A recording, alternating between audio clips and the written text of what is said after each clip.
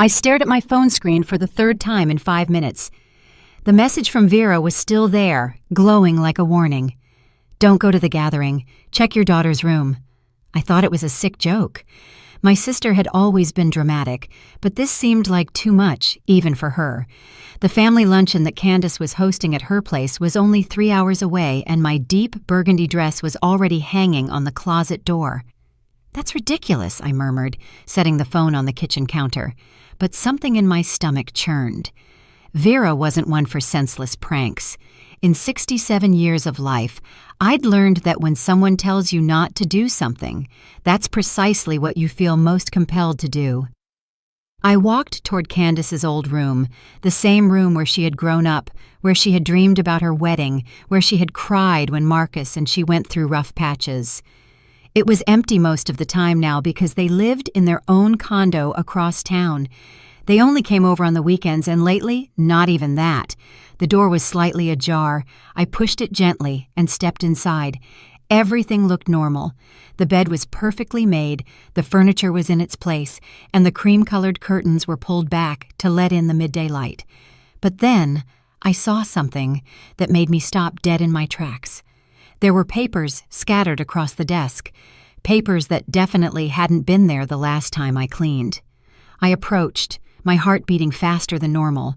They were legal documents, some with official seals, others with signatures I recognized immediately. Candace's handwriting was unmistakable, as was Marcus's. I picked up the first sheet with trembling hands and read the header. Contract for the sale of property. The words danced before my eyes, as if written in a foreign language, but they weren't. They were in clear, direct English. My house, the house I had lived in for 30 years, the house my late husband had bought with so much effort, was being sold, and I knew nothing about it. I kept reading, each line more devastating than the last. The sale date, next month. The buyer, a real estate investment firm I didn't recognize. The sellers, Candace Rhodes and Marcus Sterling. My hands began to shake so violently that I nearly dropped the papers. There was no possible mistake, no confusion. My own daughter was selling my house behind my back. I searched for more documents with desperate urgency. I found copies of my property deed, but something was wrong. My name had been altered. There were signatures I didn't remember making. There were dates that didn't match my memory. It was as if someone had rewritten my life on paper.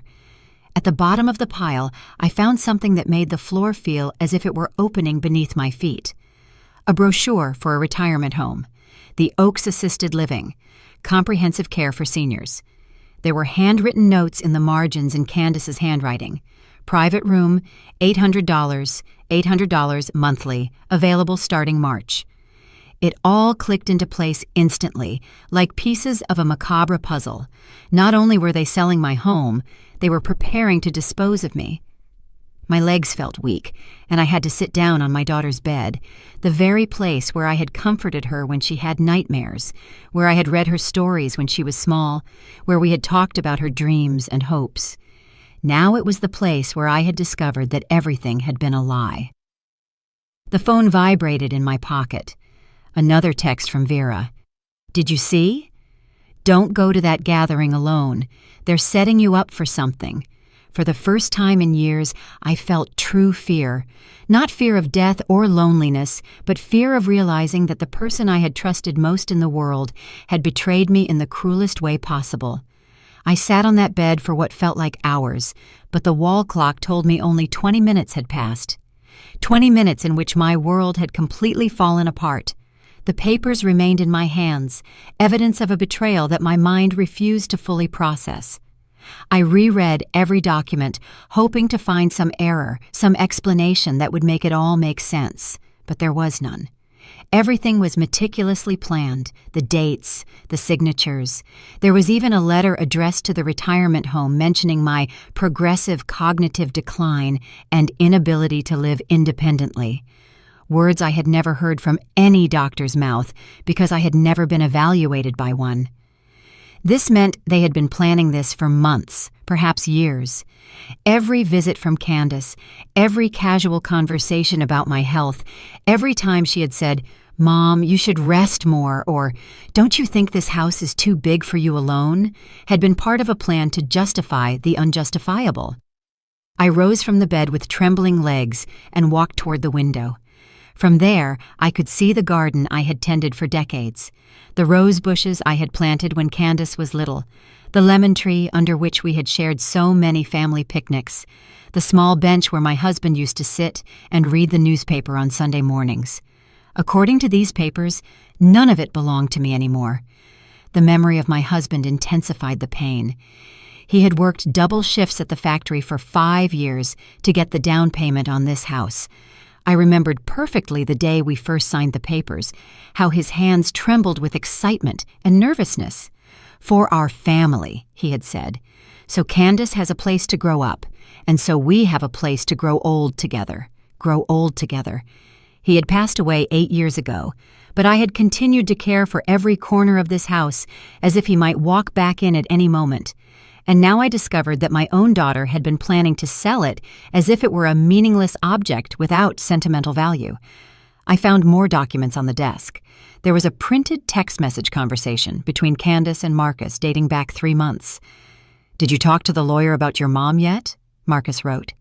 "Yes," Candace replied. "He says if we can get a doctor to certify she has early-stage dementia, the process will be faster." "Perfect. And about the home? Did you visit the cheapest one?" "The one on State Street is fine. It's basic, but clean. With what we get from the house sale, we can pay for years in advance and have enough left over for the down payment on the condo we want."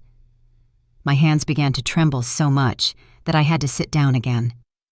Not only were they taking my home, but they had calculated exactly how much money they would have left over after disposing of me. I was literally an economic obstacle they needed to remove to achieve their goals. The sound of the phone startled me. It was Candace. "Mom, are you ready for lunch yet? Marcus and I will swing by to pick you up in about an hour." Her voice sounded normal, even affectionate, as if nothing were wrong, as if I hadn't just discovered that she had stabbed me in the back. I tried to keep my voice steady, but it felt like I had cotton in my throat. "Candace, I need to ask you something. Do you know if anyone has been looking through my documents?" There was a pause that was too long. "What documents? Mom, are you okay? You sound strange." The way she said strange made me realize something terrible. She was already starting to use the condescending tone reserved for people who are mentally unwell, as if I were a small child who didn't understand things. "The documents for the house, the papers in your old room." Another pause. This time, I heard her whisper something to Marcus in the background. I was able to distinguish the words. She figured it out faster than we thought. "Mom, I don't know what you're talking about. Maybe you're confused. Did you take your medication today?" Medication. Another lie. I didn't take any medication for anything serious, just vitamins that she herself had recommended months ago. Vitamins she always brought to me personally, insisting she bought them from a special pharmacy because they were better than normal ones. Now I wondered if those vitamins were even what she said they were. I wondered if they had been slowly drugging me to make me appear confused and disoriented. "I am perfectly fine, Candace." "Look, Mom, we'll talk when we get there, okay? I can tell you're nervous, and I don't want you to get worked up over nothing. Remember, the doctor said it's not good for your blood pressure to stress yourself out." Another non-existent doctor. I hadn't seen a doctor recently, and my blood pressure had been perfect at my last checkup 6 months ago. She hung up before I could reply. I stared at the phone, feeling as if I had just spoken to a stranger. The Candace I knew, the one I had raised, the one I had carried when she had a fever, the one I had comforted when her first boyfriend broke her heart, would never have spoken to me with that condescension disguised as concern. I immediately called Vera. The phone barely rang once before she answered. "You saw it," was the first thing she said. "How long have you known?" "For 2 weeks. Zara came to visit me, crying like I hadn't seen her cry since she was a little girl. At first, I didn't believe her. I thought it was just teenage exaggeration. You know how they are at that age. But when she showed me the photos she had secretly taken of those papers, when I saw the pain and betrayal on her face, I knew I had to warn you immediately." "Zara, My 17-year-old granddaughter, Candace's daughter. She had been the one to discover her own mother's plan. A girl who was barely beginning her life had more courage and decency than her adult mother. Where is Zara now? She's at my place. She hasn't wanted to go back home since she found out. She says she can't look Candace in the eye without feeling disgusted. She's been sleeping on my sofa, crying every night. She's heartbroken, Alara. She feels guilty, as if it's her responsibility that her mother is like this. My heart broke in two directions. On one hand, I was devastated by my daughter's betrayal. On the other, I was profoundly moved by the loyalty of my granddaughter, who had the courage to expose herself to protect me, knowing it could destroy her relationship with her mother forever. Vera, I need you to come over, and bring Zara. I have to cancel that lunch. Don't cancel it. What? Don't cancel it, Alara. If you cancel, they'll know you found out something. They'll rush the entire process before you can do anything about it. You have to go, but don't go alone. Zara and I will go with you. She was right. If I didn't show up, they would suspect. And if they suspected, they would find a way to make me look like a confused old woman who had misinterpreted everything. They probably already had that narrative prepared with paid witnesses and fake medical documents. But what am I going to say? How am I supposed to act normal when I know what I know? How am I supposed to look her in the eye, knowing she sees me as an obstacle to be gotten rid of? You don't have to act normal. You have to act like the strong woman you've always been, the one who raised the child who is now betraying you, the one who worked double shifts for 10 years to pay for her college education, the one who stayed up all night when she had a fever, the one who never gave up, not even when your father died and we thought we wouldn't make it. Vera was right, but the pain in my chest was so intense I could barely breathe. It was as if my heart had been ripped out, and then I was asked to keep walking as if nothing had happened. You know what hurts the most? I said, feeling the tears finally start to fall after an hour of emotional shock. It's not that she wants to sell the house. It's not even that she wants to put me in a place where no one knows me. It's that she lied to me. For months, maybe years, she's been lying to my face, hugging me, telling me she loves me, asking how I feel, all while planning to discard me like old furniture she doesn't need anymore. I know, sis. I know. How do you do that? How do you look the person who gave you life, who sacrificed everything for you, in the eye and lie so easily? How can anyone be so cruel to someone who never did them wrong? There was no answer to that question. Vera knew it, and I knew it. Some betrayals are so profound they have no logical explanation. I gathered all the documents and hid them in a cloth bag beneath my underwear in the deepest drawer of my dresser. Then I went to the bathroom and looked in the mirror. The woman who looked back seemed to have aged 10 years in an hour. My eyes were swollen and red, my cheeks pale, and I had an expression of devastation I had never seen on my own face. I washed my face with cold water, trying to erase the traces of tears. I combed my hair back with hands that still trembled slightly. I changed out of the burgundy dress into an olive green one that made me feel stronger, more determined. It was the dress I had worn the day I defended Candace at school, when the other mothers criticized her for her poor grades. Ironically, now I would wear it to confront the very person I had once protected tooth and nail.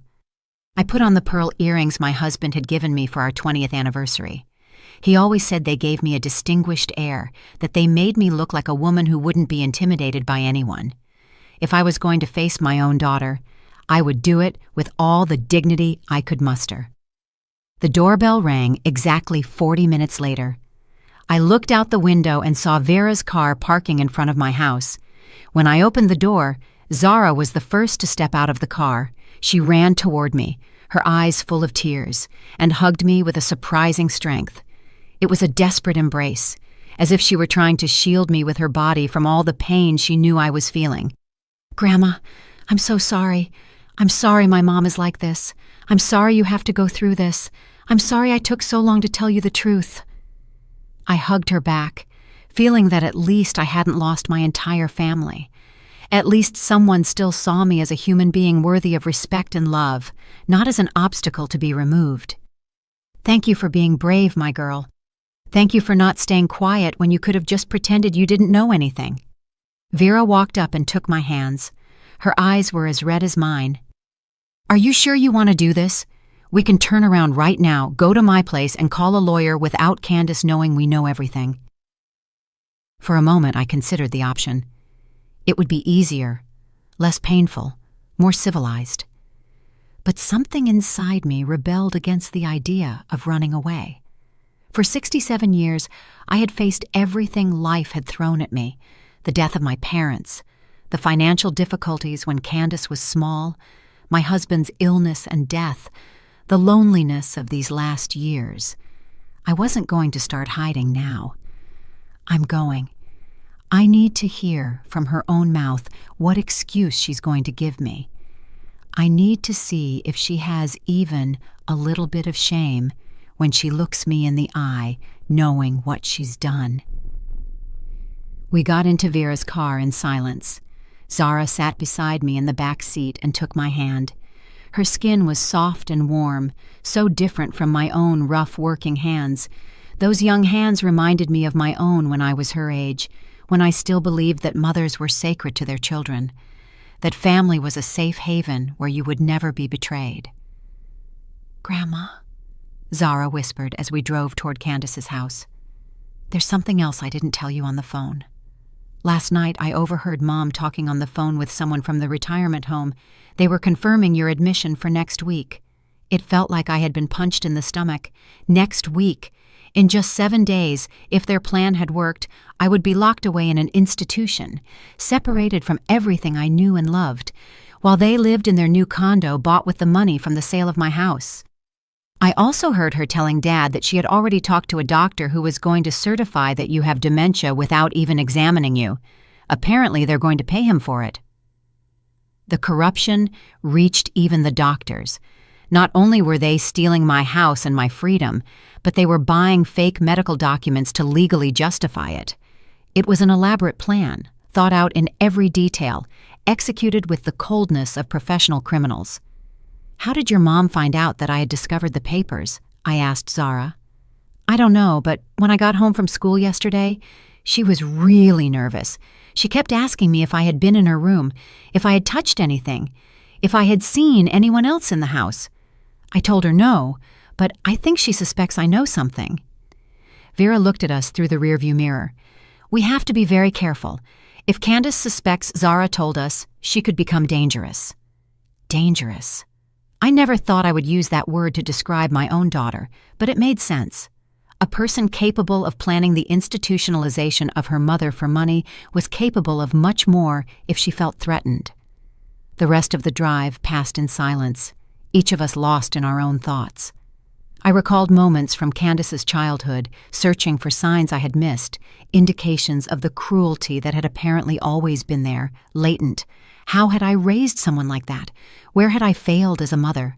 But then I looked at Zara, who had the courage to expose herself to protect me, and I realized that not everyone is a direct product of their upbringing. Sometimes malice just exists, inexplicable and unjustifiable. We arrived at Candace's house exactly at the agreed-upon time. It was a modern 2-story house with a perfectly manicured front lawn and 2 cars in the driveway. Everything looked prosperous and successful. No one driving by would imagine that behind those impeccable walls, a plan had been hatched to destroy the life of a helpless elderly woman. Marcus opened the door before we could ring the bell. His smile was wide and seemed genuine, but now that I knew the truth, I could see the falsity behind every gesture. "Mrs. Rhodes, what a pleasure to see you. And Vera, Zara, what a pleasant surprise. I didn't know you were coming too." His surprise wasn't feigned. They definitely hadn't expected me to bring reinforcements. I could see how his expression changed slightly when he realized that his plan to confront me alone had been complicated. "I hope it's not a problem," Vera said with a smile that didn't reach her eyes. "Elara mentioned the lunch and we thought it was a perfect opportunity for a family get-together. Of course it's not a problem. There's always room for family." The irony of his words hit me like a slap. Room for family, except for me, who, according to their plans, should already be packing my bags to leave for a retirement home. Candace appeared from the kitchen, wiping her hands on a yellow apron. When she saw me, her smile was instant and bright, exactly as I had seen it thousands of times over the years. For a moment, my resolve wavered. This was my girl, the baby I had carried in my arms, the child who had given me dandelion flowers, thinking they were the most beautiful gift in the world. "Mom, you're right on time. I made your favorite chicken with rice and vegetables." She came closer to kiss me on the cheek, and by instinct, I was about to return the gesture. But then I remembered the documents hidden in my dresser. I remembered the text conversations I had read. I remembered that in a week, I would be locked up in an institution if this plan had gone forward. I pulled back slightly before her lips touched my cheek. "How thoughtful of you, Candace." The coldness in my voice was impossible to hide. I saw her smile falter for a fraction of a second before she recovered. "Are you okay, Mom? You look a little tense." There it was again. That way of speaking to me as if I were a fragile old woman who couldn't control her emotions, as if any reaction I had was a symptom of my supposed dementia. "I'm perfectly fine, just tired." We headed to the dining room, where the table was set for 3 people. Marcus quickly had to bring in 2 extra chairs and plates for Vera and Zara. All the while, he maintained that awkward smile of someone who knows their plans have hit a snag. During the first few minutes of the meal, the conversation was forcedly normal. We talked about the weather, Marcus's job, Zara's studies, but I could feel the tension building like static electricity before a storm. Every bite tasted like cardboard. Every smile from Candace felt like a poisoned dagger. Every casual comment from Marcus sounded like a carefully rehearsed lie. And then finally, the moment I had been both waiting for and dreading arrived. Candace set her fork down on the plate with a metallic sound that cut through the uncomfortable silence that had settled over the table. She wiped her hands with the napkin and looked me directly in the eyes for the first time since I arrived. "Mom, since we're all gathered here, Marcus and I wanted to talk to you about something important." There it was, the moment for which they had planned this entire family lunch, the moment they were going to communicate their decision, presenting it as if it were for my own good, as if it were a normal conversation between mother and daughter. "What is it?" I asked, keeping my voice as neutral as possible. Marcus cleared his throat and leaned forward, adopting a paternal expression of concern that made me nauseous. "Mrs. Rhodes, we've been very worried about you lately. We've noticed that sometimes you forget small things, that you get confused with dates, that sometimes you repeat the same stories." Lies. It was all carefully constructed lies to justify the unjustifiable. I didn't forget anything, I didn't get confused with dates, and I certainly didn't repeat stories. My mind was as clear as it had ever been. "What kinds of things?" I asked, curious to see how far they were willing to go with their inventions. Candace took over, her voice adopting that condescending tone she had perfected in recent weeks. "For example, last week you called me 3 times asking what day it was, and 2 weeks ago when we came to visit, you had left the stove on all night." More lies. I had never called asking what day it was, and the stove in my house was electric and had an automatic timer. It was impossible to leave it on all night. "Also," Marcus continued, "we've noticed that sometimes you don't remember conversations we had just a few days ago. The doctor says these are normal symptoms of aging, but it's important to take precautions." The non-existent doctor. Again. I started to wonder if they had actually gone to the extreme of finding a corrupt doctor willing to sign any diagnosis for money. I looked at Zara, who was sitting across from me with her fists clenched on the table, clearly struggling not to explode. Her eyes were full of tears of rage and helplessness. Vera, for her part, maintained a carefully neutral expression, but I could see the tension in her jaw. "And what kind of precautions do you suggest?" I asked, although I already knew perfectly well where this conversation was headed. Candace exchanged a quick look with Marcus before continuing. "Well, Mom, we've been doing some research, and we found a very nice place where you could be safer, where there would be trained people to care for you 24 hours a day." "A retirement home," I said directly, without allowing them to continue disguising their intentions with euphemisms. An assisted living community, Marcus quickly corrected. It's very different. It's like a hotel, but with medical services. They have activities, gardens, even a library. I wondered if they had actually visited the place or if they had simply read the information online. Probably the latter, considering that according to the documents I had found, they had chosen the cheapest available option. And my house? I asked, though I already knew the answer. Well, Candace lowered her gaze for the first time. The house is too big for you alone, and maintaining it is very expensive. We thought it would be best to sell it and use that money to pay for the community and secure your future. There it was, the truth disguised as filial concern. Sell my house to pay for my own confinement and keep the difference to buy the condo they wanted. I understand, I said calmly. And when were you planning on doing all of this? Well, the place we found has a room available next week, Marcus said, trying to sound casual. And we've spoken to a real estate agent about the house. We could make the transition very quickly so you don't have to worry about the details. So I wouldn't have time to resist or seek legal help, they meant. Zara could no longer contain herself. She abruptly rose from the table, causing her chair to scrape against the floor. "This is horrible!" she cried, tears streaming down her cheeks. "You can't do this to Grandma!" Candace turned to her daughter with an expression of genuine surprise. "Zara, calm down. This is an adult conversation. You don't understand the complexity of the situation." "I understand perfectly," Zara replied, her voice trembling with indignation. "Grandma isn't crazy. She's perfectly fine. You just want to get rid of her to keep her money." The silence that followed was deafening. Candace and Marcus looked at each other with an expression that confirmed all my suspicions.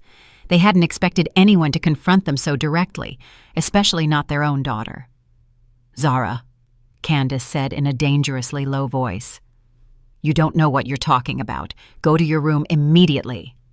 "I'm not going anywhere," Zara responded, crossing her arms. "Someone has to defend Grandma because it's obvious her own children won't." Vera chose that moment to intervene. She slowly rose from her chair and looked at Candace with an expression I hadn't seen since we were children, and she defended me from neighborhood bullies. "Candace," she said in a calm but firm voice, "I think there are a few things you need to explain better. For example, when exactly did you take your mother to the doctor to have her diagnosed with dementia?" The question dropped like a bomb into the middle of the dining room. Candace visibly paled. We've talked to several professionals." "When?" Vera insisted. "What day? What hospital?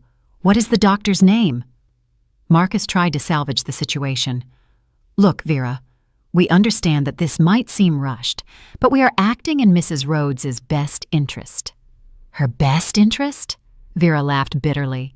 "Selling her house without her consent is her best interest? Institutionalizing her without a real medical evaluation is her best interest?" Candace's face completely transformed. The mask of filial concern collapsed, revealing something much uglier underneath. "How do you know about the house?" she asked with a sharp voice. "Because your own daughter told us," Vera responded without hesitation.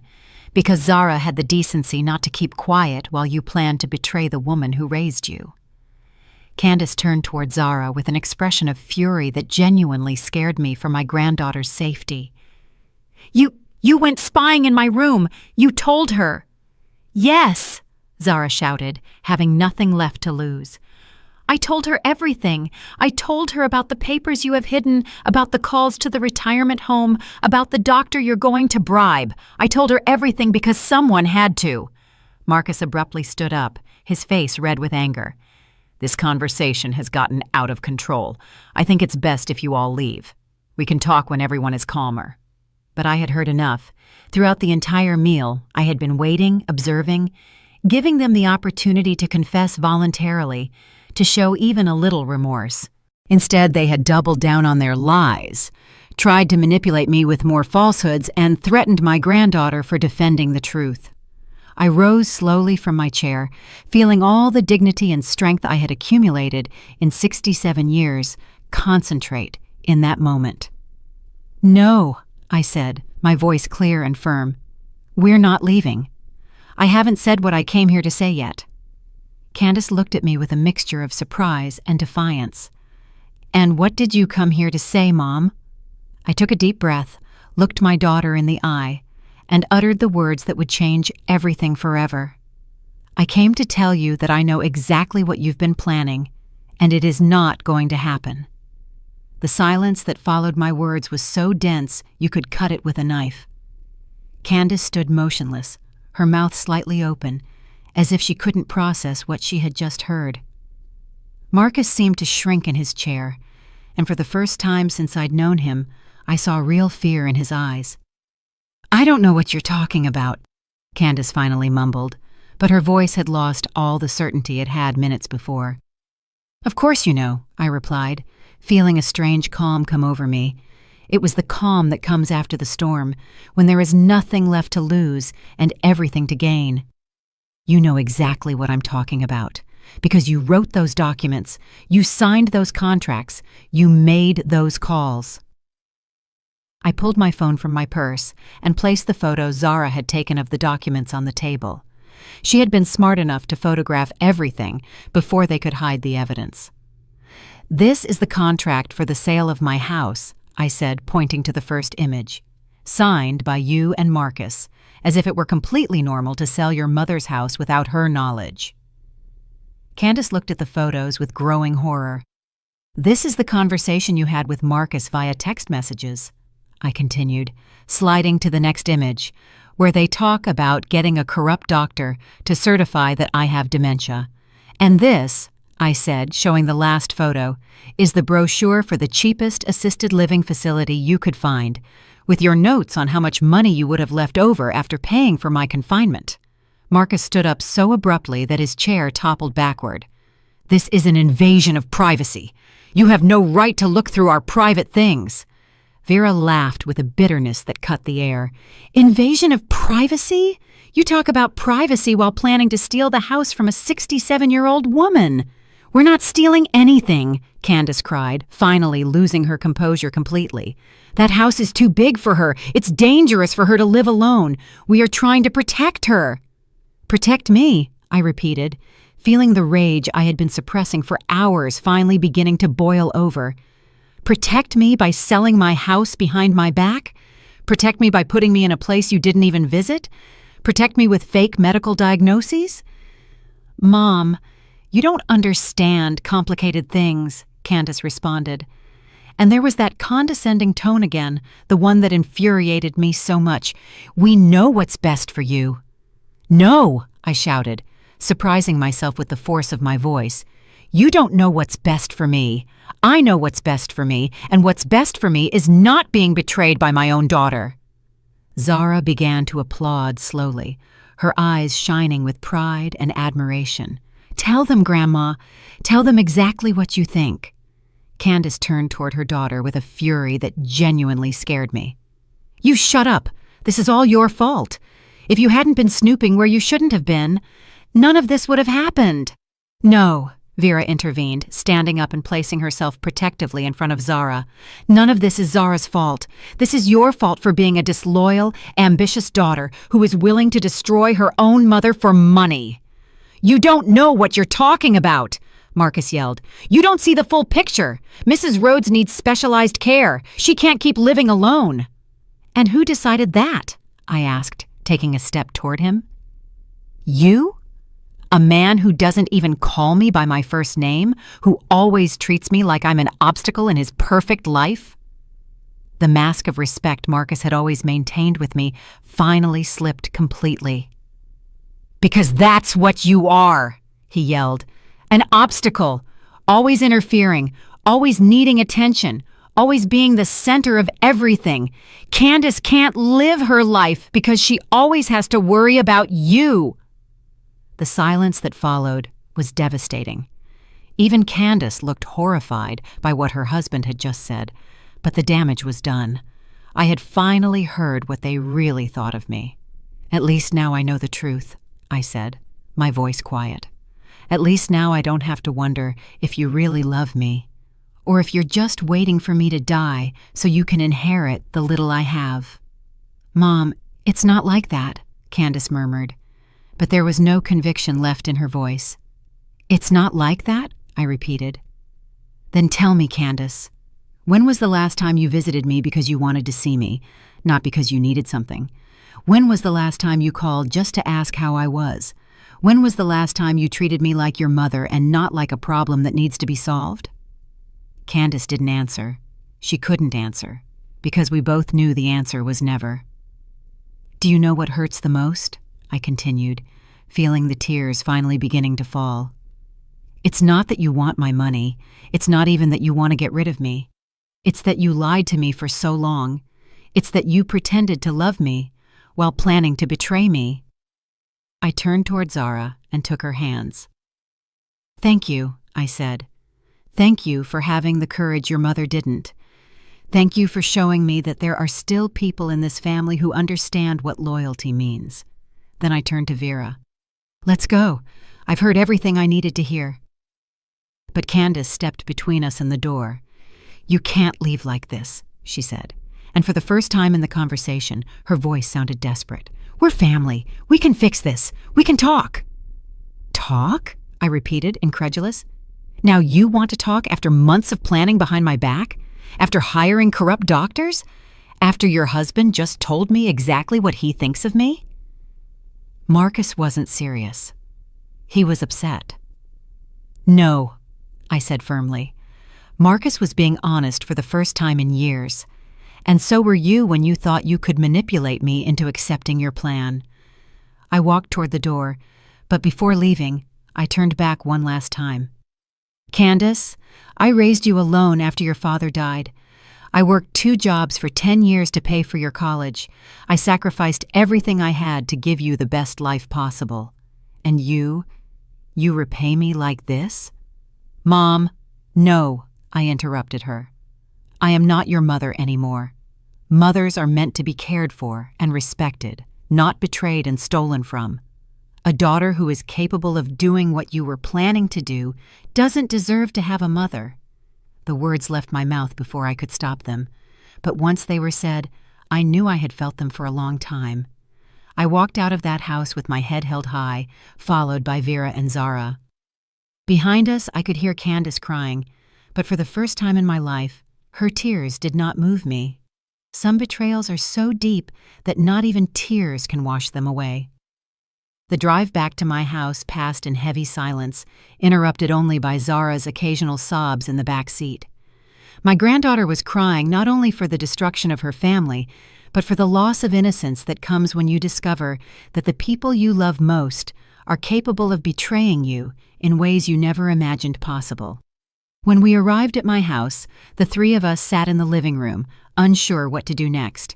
The adrenaline of the confrontation was beginning to wear off, leaving behind a painful void and the raw reality of what had just happened.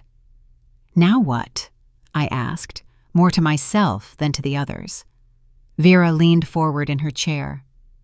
Now you need to protect yourself legally. Those documents they have could cause you serious trouble if you don't act fast. She was right. Although I had discovered their plan, nothing guaranteed that they wouldn't try to speed up the process now that they knew I was aware. They could try to institutionalize me by force, especially if they already had a doctor willing to sign fake documents. Do you know a lawyer? Vera asked me. Attorney Julian Merritt, Zara suddenly replied, wiping her tears. He's the lawyer who helped my friend Sarah when her aunt and uncle tried to take her grandmother's inheritance. He's honest and doesn't charge too much. I looked at my granddaughter with admiration. Even in the midst of her pain, she was thinking of practical solutions. She was more mature than her mother had been at 40 years old. Can you get his number? I asked her. Zara was already dialing on her phone. Sarah, it's Zara. Yes, I need a huge favor. Can you give me Attorney Julian's number? It's for my grandma. It's an emergency. While Zara got the information, I went to my room to find all the original documents for my house. Deeds, wills, identification documents, everything I might need to prove that I was the rightful owner and was in full possession of my mental faculties. When I returned to the living room, Zara had already gotten the number and was explaining the situation to Vera. The lawyer can see us early tomorrow morning, Zara said. I briefly explained what was happening, and he says it's urgent to act fast. That night, I barely slept. Every noise from the street made me think that Candace and Marcus might come to confront me, or worse, try to force my commitment before I could take legal action. I kept the phone next to my bed, with Vera's number dialed, ready to call if I heard anything suspicious. By 6 in the morning, I was already awake and dressed. By 7, Vera and Zara arrived to accompany me to the lawyer's office. Attorney Julian Merritt turned out to be a man in his 50s, with gray hair and a serious but kind expression. He listened to the entire story without interrupting, taking notes occasionally and frowning when we got to the most serious parts of the account. "Mrs. Rhodes," he finally said, "what you are telling me constitutes several serious crimes. Fraud, forgery of documents, attempted grand theft, and possibly conspiracy to commit kidnapping." Kidnapping. I hadn't thought of that, but it made sense. Committing someone against their will with false medical documents was, effectively, a form of kidnapping. "What can we do?" I asked. "First, we are going to secure all your assets and properties so they cannot be sold without your express consent. Second, we are going to get an independent medical evaluation that certifies you are in full use of your mental faculties. Third, we are going to file a criminal complaint against your daughter and son-in-law." A criminal complaint. The idea of sending my own daughter to jail turned my stomach, but I knew I had no alternative. If I didn't act decisively, she would try again. "How long will all of this take?" Vera asked. "The protective measures can be ready in 24 hours. We can do the medical evaluation this afternoon. The criminal complaint, that will depend on how quickly we want to proceed." I looked at Zara, who had been silent throughout the conversation. "This means your mom could go to jail?" I asked gently. Zara looked at me with sad but determined eyes. "Grandma, my mom was going to lock you up in a horrible place to keep your money. If that doesn't deserve jail, then nothing does." The wisdom of that 17-year-old girl surprised me once more. She was right. This was not a family dispute that could be resolved with conversations. It was a crime, and crimes have consequences. "Proceed with everything," I told the lawyer. "I want the most complete protection possible." Mr. Merritt explained that he would need copies of all the fraudulent documents Candace had prepared, as well as the text message conversations that Zara had photographed. We would also need written statements from all witnesses to the conversation the previous day. We spent the rest of the day running from one place to another, first to the hospital for the medical evaluation, where a certified geriatric specialist gave me a series of cognitive tests that I passed without any problem. The doctor was very clear in his report. I was in perfect mental condition for my age and showed no signs of dementia or cognitive decline. Then we went to the bank, where we blocked any possible transaction related to my house without my physical presence and at least 2 witnesses. The manager, who had known me for years, was horrified when I explained the situation. "Mrs. Rhodes," he told me, "unfortunately, this is more common than people think. Children who try to take advantage of elderly parents. But you did well to act fast." At the end of the day, when we returned home, I felt exhausted, but also relieved. For the first time in weeks, I felt like I was in control of my own life. Zara stayed for dinner with me that night. We cooked together in silence, a comfortable, healing silence after all the day's turbulence. "Grandma," she said as we washed the dishes, "do you think Mom really hates me now?" The question broke my heart. She was a 17-year-old girl who had had to choose between protecting her grandmother and maintaining peace with her mother, and she had chosen to do the right thing, even if it cost her everything. "I don't know, my love," I replied honestly. "But what I do know is that you did the right thing, and no matter what happens with your mom, I will always be proud of you." That night, for the first time in weeks, I slept soundly. I knew the battle wasn't over, that Candace and Marcus would surely try to retaliate somehow, but I also knew I was no longer helpless. I had allies, I had legal protection, and I had something I had lost for months: hope. The phone rang at 11 o'clock that night. It was an unknown number. "Hello?" "Ilara, it's Candace." Her voice sounded different, broken, desperate. We need to talk. We have nothing to talk about, I replied, although my voice trembled slightly, hearing my daughter after 24 hours of silence. Please, Mom, just 5 minutes. I can explain everything. There was something in her tone that made me hesitate. It wasn't the arrogance of yesterday or the condescension she had used for months. It was something I hadn't heard in her voice since she was a little girl who had broken something valuable and knew she was in serious trouble. Explain what, Candace? How you plan to steal my house? How you hired a corrupt doctor to declare me incompetent? How you chose the cheapest retirement home to get rid of me? It wasn't like that, she mumbled, and I could hear her crying. Everything got out of control. At first, we just thought. Thought what? What did you think? There was a long pause, filled only with the sound of her ragged breathing. We thought it would be easier for you. That if we took care of all the details, you wouldn't have to worry about anything. A lie. Another lie. But this one sounded different. It sounded like she had genuinely managed to convince herself that it was true. Candace, I found the text messages between you and Marcus.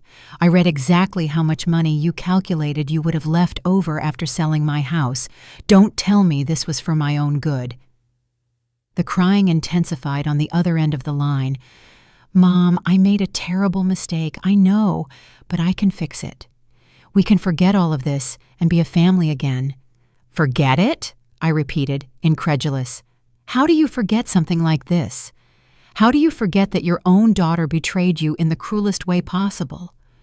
Because I'm your daughter, she replied, her voice cracking. Because you love me. Because you've always forgiven me everything. And there was the problem. She was right. For 45 years, I had forgiven everything. Every small lie, every lack of respect, every time she had put her needs before mine, every time she had taken my love for granted. I had spoiled her so much that she truly believed she could do anything, and I would automatically forgive her. Not this time, I said firmly. This time, you went too far. Mom, please, think about Zara. Think about the family. You can't destroy everything over this. I'm destroying everything? The rage reignited in my chest. I'm the one destroying the family? Not you who planned to betray me? Not Marcus who called me an obstacle? I'm the guilty one? No, but Mom, if you file that complaint, everything will come out in the Atlanta Chronicle. Everyone will know. Zara will suffer at school. I'll lose my job. Marcus too. Do you really want that? Emotional manipulation. Even now, when she should have been begging for forgiveness on her knees, she was still trying to manipulate me. Now she was using Zara as a shield, knowing I would do anything to protect my granddaughter. Zara is already suffering, I replied. She's been suffering since she found out what you two were planning. She's been sleeping on Vera's sofa because she can't even look at her own mother. That can be fixed. I can talk to her. I can explain to her. Explain what? That it's okay to betray family for money? That it's okay to lie and manipulate the people you love? What kind of values do you want to teach her? The silence stretched for several minutes. When Candace spoke again, her voice sounded different again. Colder, more calculated. Fine, Mom. If that's what you want, that's fine. But I want you to know that this isn't going to end the way you think. What do you mean? I mean that I also have lawyers, and my lawyers have told me that a woman your age living alone who starts accusing her own family of such serious things, well, that can be viewed as erratic, paranoid behavior. Fear struck me like a fist to the stomach. Even now, even after being discovered, she was still trying to use my age against me. I have a medical evaluation that proves I'm perfectly fine, I said, trying to keep my voice steady. Medical evaluations can be interpreted in different ways, especially when there's money involved to pay for better doctors, better lawyers. The threat was clear. She and Marcus had more financial resources than I did. They could prolong any legal battle until I ran out of money to defend myself. Besides, she continued, do you really think Zara is going to testify against her own mother? Do you think a 17-year-old girl is going to want to be responsible for sending her mom to jail? Another manipulation, but this one hurt especially because it contained some truth. No matter how furious Zara was now, testifying in court against her mother would be devastating for her. "Candace," I said, feeling the exhaustion take over, "what do you want? Why did you really call me?" "I want you to withdraw the complaint. I want you to cancel all legal measures, and in return, I will cancel the sale of the house and let you live in peace." Let me live in peace in my own house. You know what I mean. No, I didn't know. Or rather, I knew exactly what she meant, and it made me sick. She wanted me to agree to live under the constant threat that they could try the same thing again at any moment. She wanted me to live in fear, depending on her goodwill to maintain my freedom. And if I say no, then this is going to get ugly, very quickly. And I don't think you have the strength for a legal battle that could last years. The call cut off, leaving me with the phone in my hand and my heart beating a mile a minute. I immediately called Vera. "Candace just called me," I told her without preamble when she answered. What did she want? I recounted the entire conversation, including the veiled threats at the end. "That wretch," Vera muttered when I finished. "Even now, she's still trying to manipulate you." "Do you think she's right? Do you think they can make me look like the crazy one in the story?" "They won't succeed," Vera said with a determination that surprised me, "because you won't be alone in this. I'll testify. Zara will testify. Attorney Julian Merritt says he has contacts with investigative journalists who specialize in elder abuse cases. Journalists. If Candace wants to play dirty, we can play dirty. A story about a daughter who tries to steal her elderly mother's house to institutionalize her in a cheap home. That's going to sell a lot of papers." For the first time since the call, I smiled faintly. "You know what the saddest thing about all this is?" I asked Vera. "What?" "That until 5 minutes ago, part of me still had hope that she would genuinely apologize, admit what she had done, and try to repair it." "Some people are never going to admit their mistakes," Vera replied softly. "But that doesn't mean you have to allow them to hurt you." She was right. Candace had had her opportunity to do the right thing, and instead of taking it, she had chosen to threaten me. There was no turning back now. "Call Attorney Merritt," I told Vera. "Tell him to proceed with everything. The complaint, the journalists, everything." "Are you sure?" "Completely sure." When I hung up the phone, I sat in my living room and looked around my house that I had been on the verge of losing. That might still be in danger, but that was still mine. And it was going to remain mine no matter what happened. Tomorrow would be another day of battle, but tonight, for the first time in months, I was going to sleep in peace, knowing I wasn't alone and that I wouldn't give up. The next morning dawned gray and cloudy, as if the sky reflected the tension in my house. Vera arrived early with coffee and newspapers, and Zara appeared shortly after with deep circles under her eyes, indicating she had slept as little as I had. "Attorney Merritt wants to see us at 10, Vera announced while pouring the coffee. "He says he has important news." During breakfast, none of the three of us spoke much. It was as if we were mentally preparing for a war we knew would be long and painful. Zara constantly checked her phone with an increasingly worried expression. "What's wrong, my love?" I finally asked her. "My mom has sent me like 20 messages since last night," she replied, showing me the screen. "She says she needs to talk to me, that it's all a misunderstanding, that you are manipulating me." I read some of the messages and felt a mixture of rage and sadness. Even now, Candace was still trying to manipulate her own daughter, painting herself as the victim of a conspiracy. "What do you want to do?" I asked her. Zara sighed deeply. "I want to talk to her, not to change my mind, but to tell her exactly what I think of what she did." "Are you sure? You don't have to do that if you don't want to?" "Yes, I have to," she replied with a determination that reminded me so much of myself at her age. "Because if I don't, she'll always think she can manipulate me into coming back to her side." At Attorney Merritt's office, the news was better than I had expected. "I've been investigating the documents you brought me," he explained, "and it turns out your daughter and son-in-law made more mistakes than I thought. They used a fake notary for some documents, which turns this into aggravated forgery. Furthermore, I found evidence that they had already received a cash advance from the real estate firm. What does that mean? I asked. It means they weren't just planning to sell your house. They had already begun to do so. That converts the case into consummated fraud, not just attempted fraud. Vera leaned forward. And what implications does that have? Very serious criminal implications. We are talking about several years in prison if they are found guilty. I felt a knot in my stomach. No matter how much Candace had betrayed me, the idea of her going to prison was still difficult to process.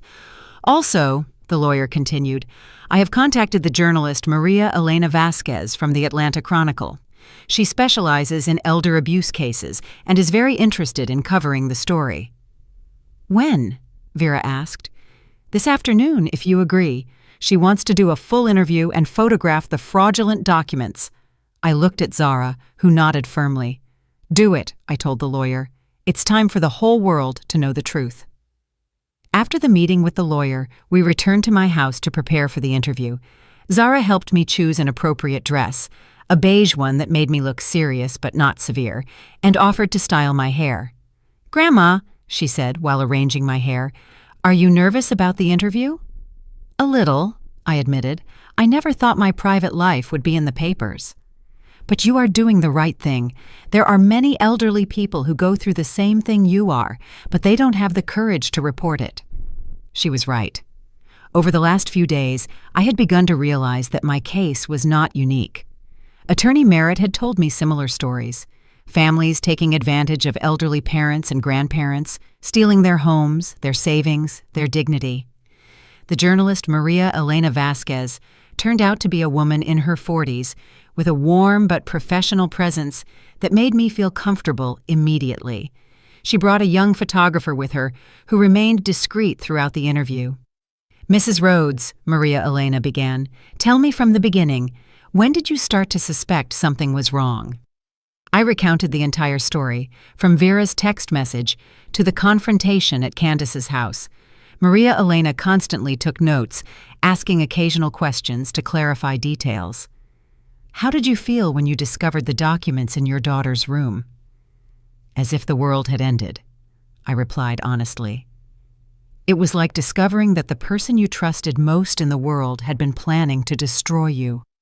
And what message do you want to send to other elderly people who might be going through similar situations? Don't stay quiet. Don't be afraid to report it, even if it's your own family who is hurting you. Seek help. You are not alone. After the interview, Maria Elena explained that the story would be published the next day in the Sunday edition, which was the most widely read of the week. Are you prepared for the consequences? She asked me before leaving. Once this is published, there is no turning back. Your daughter and son-in-law will know that you spoke publicly. I am prepared, I replied, although I wasn't completely sure it was true. That night, Zara stayed with me. We were watching television when her phone rang. It was Candace. Should I answer? She asked me. Yes, I said. It's time for you to have that conversation. Zara activated the speakerphone so we could both listen. Zara, my love, I need you to come home. We have to talk. We can talk on the phone, Mom. No, I need to see you. I need to explain everything that's happening. Your grandmother is manipulating you. She is using you against me. No, Mom, Zara replied in a firm voice. Grandma is not manipulating me. I saw the documents with my own eyes. I overheard your phone conversations. I know exactly what you were planning. Zara, you don't understand adult things.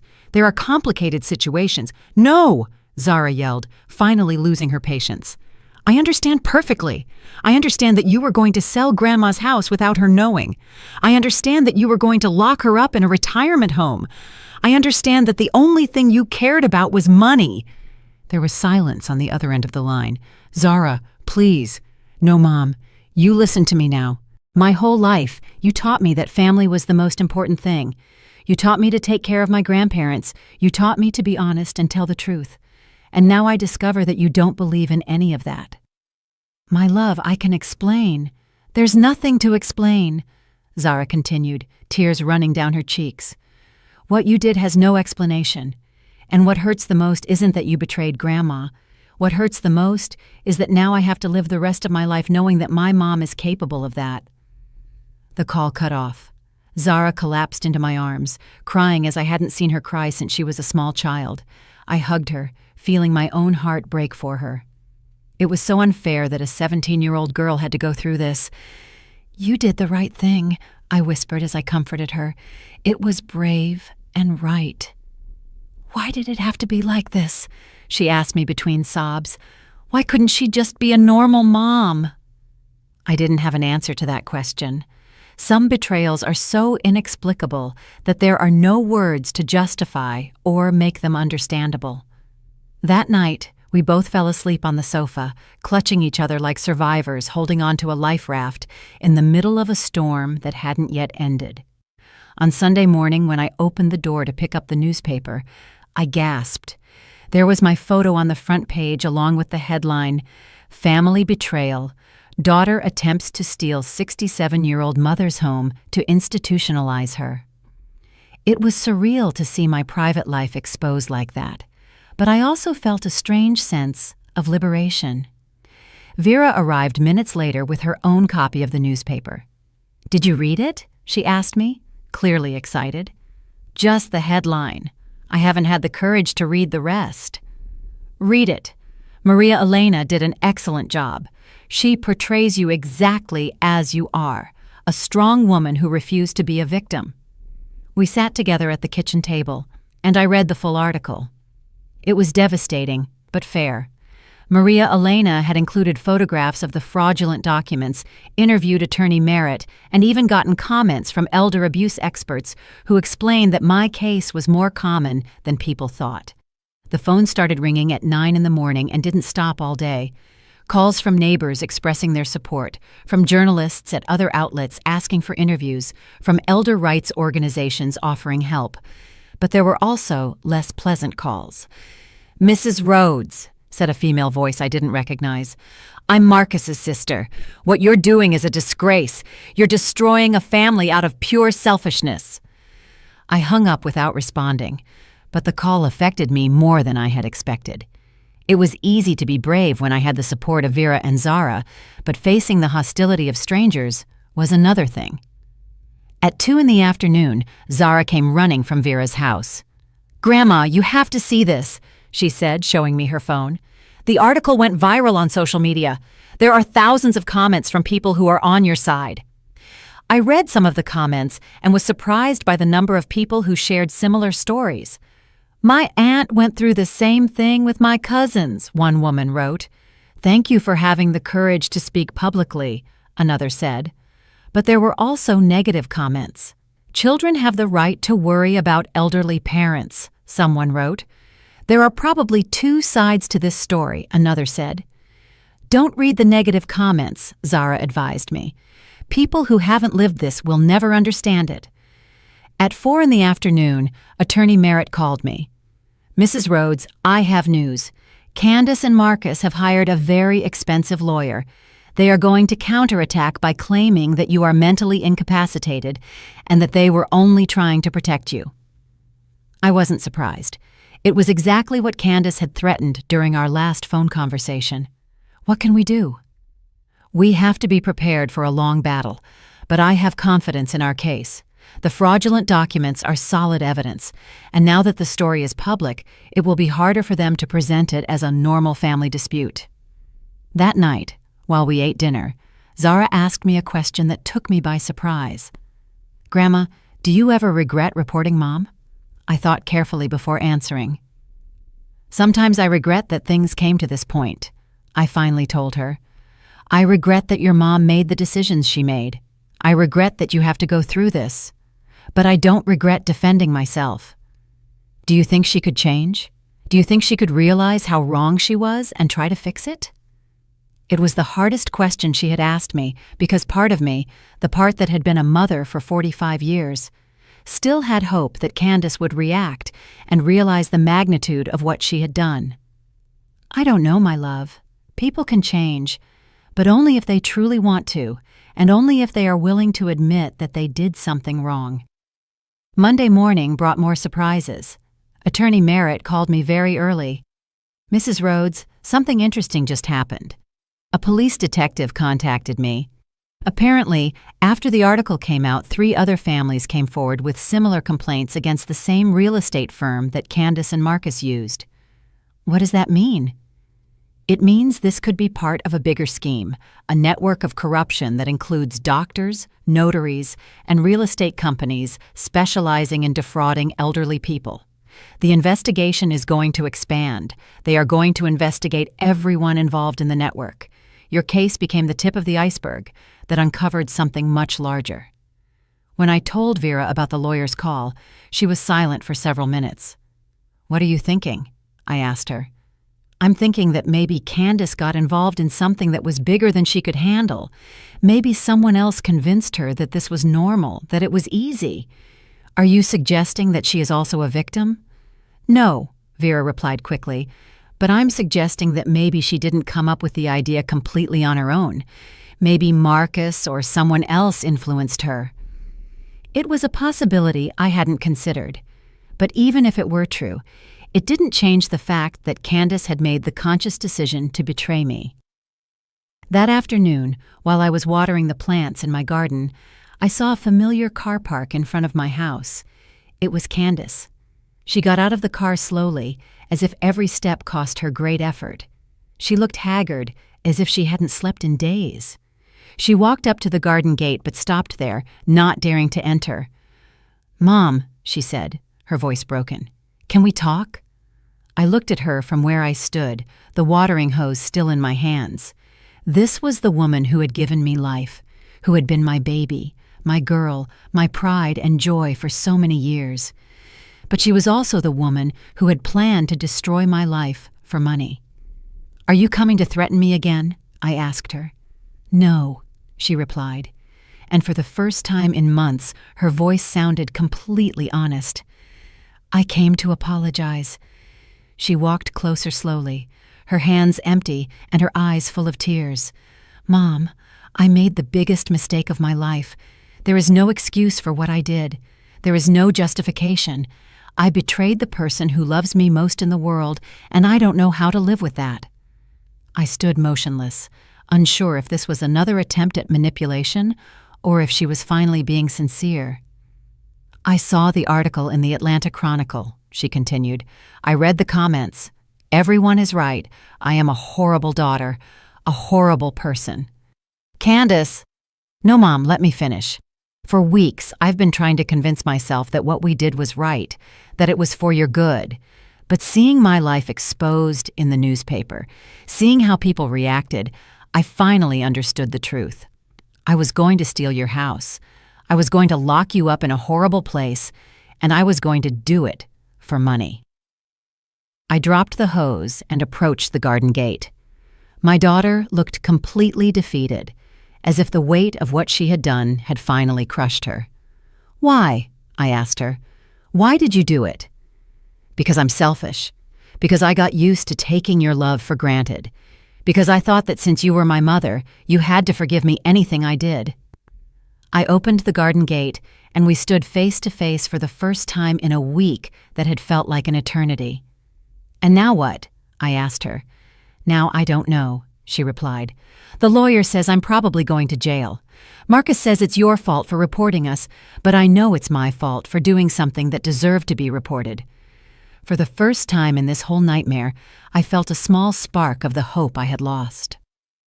"Mom," Candace continued, "I'm not here to ask you to withdraw the complaint.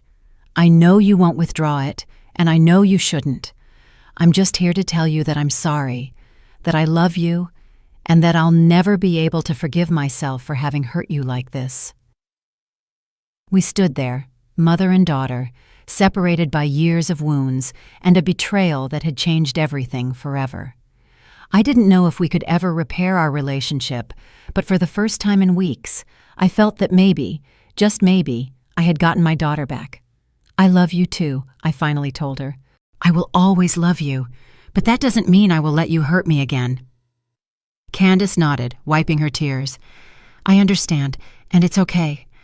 I deserve whatever consequences come. She turned to leave, but before reaching her car, she turned back one last time. Mom, take good care of Zara.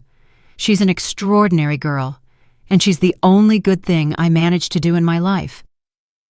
I watched her walk away, knowing that even though we had spoken, the path to any kind of reconciliation would be long and perhaps impossible. But for the first time in this terrible experience, I felt that I had ended it with my dignity intact and with the certainty that I had done the right thing. My house was still mine, my life was still mine, and that, after everything that had happened, was enough to start over.